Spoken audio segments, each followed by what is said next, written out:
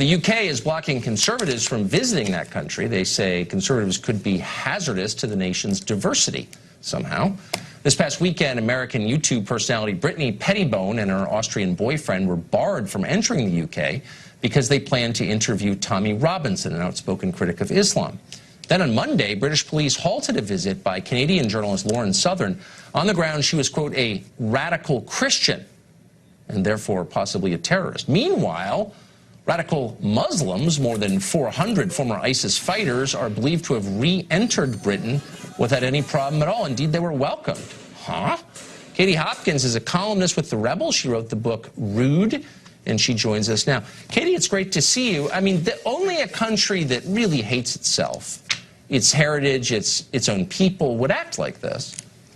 It's absolute madness, Tucker. I can't even tell you. For the regular British man or woman in the street, they're just shaking their heads and going, what has this country come to? We're welcoming back the mad mullahs. We're welcoming back the jihadis after they've done their jihad in Iraq or Syria. And by the way, they're not that good at jihad. You know, so you're supposed to blow yourself up if you come back.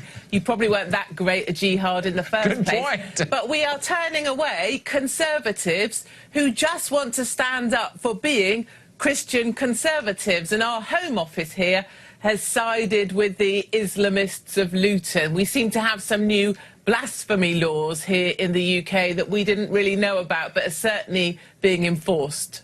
Blasphemy laws that are applied to Christians, but not to Muslims. So what undergirds this? So of course, you know, for centuries, Britain sent forth Anglican missionaries to spread Christianity around the world, and by the way, they did.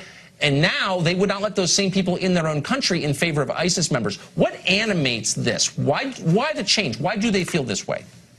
There's this pervasive thought that's spread amongst liberals. It's amongst the Labour Party, the Democrats, if you will, and the Conservatives. We have a Conservative government in power. You wouldn't believe it. It seems to be that being white is considered wrong. Being Christian is considered wrong. Trump is wrong. And then there's a list of right answers. To be Islamic is right. To welcome back jihadis is right. We shouldn't prosecute them. We should embrace them.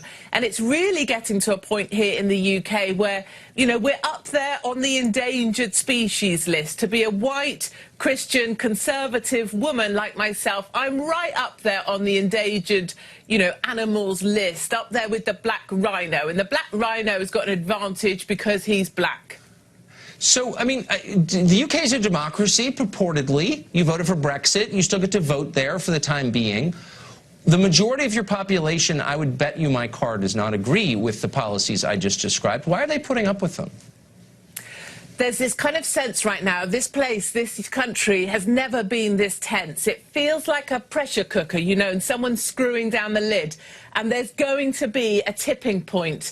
And that feeling of just people going to be rising up to say, right, no more of this. We will not be silenced anymore. And the thing is, people hold on to certain voices. There's a lot of support for these YouTubers that you spoke of that were banned. Yes.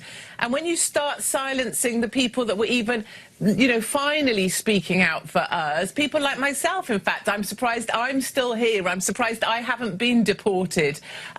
You know, them people, there will come a point where enough is enough. And I think there will be some kind of uprising, because watching Conservatives being detained for 2 days, being charged with kind of, or detained on terror, suspicion of terror offences, when they're just young Conservatives with a passion for their culture and a passion for their country. It really is such a disappointing time for the UK. Yeah. And I do think there needs to be much more of an attitude where we stop tiptoeing around the cultures that choose to come and join us and start defending the culture they have chosen to join.